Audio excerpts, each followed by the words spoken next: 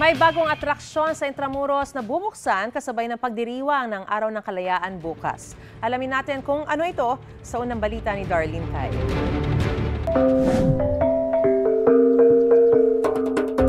Isa ang Intramuros sa mga pinakamakasaysayang lugar sa Pilipinas. Linggo-linggo, 50,000 turista ang dumarayo rito para mamasyal at mapa-throwback.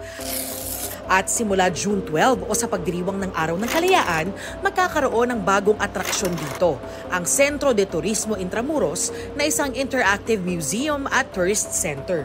The intention is to go back to our roots, learn the history of Intramuros. Itinayo ang sentro sa dating San Ignacio Church na nasira noong World War II. Sa guided tour, ikukwento ang kasaysayan ng Maynila.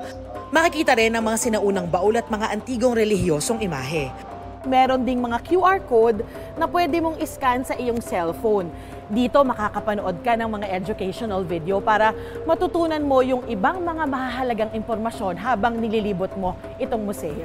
We want it to be an immersive experience for all our visitors. Tampok din ang sculpture ng kilalang artist na si Leroy New, kabilang ang artistic representation ng galyon o barkong ginamit noong unang panahon para sa kalakalan. Suportado ni First Lady Liza Araneta Marcos ang Centro de Turismo Intramuros na bumisita noong Huwebes. And actually, that's actually a special request also of the First Lady, that she wants Filipino people to have something, a place where it's interactive and something that we can showcase to the world that we have something like this. Libre ito para sa lahat. Simula Miyerkules, bukas itong Centro de Turismo araw-araw mula alas 9 ng umaga hanggang alas 6 ng gabi. Katabi naman ng sentro ang Museo de Intramuros. Malilibot ang bahagi ng isang dating kumbento ng mga Heswita sa halagang 75 pesos.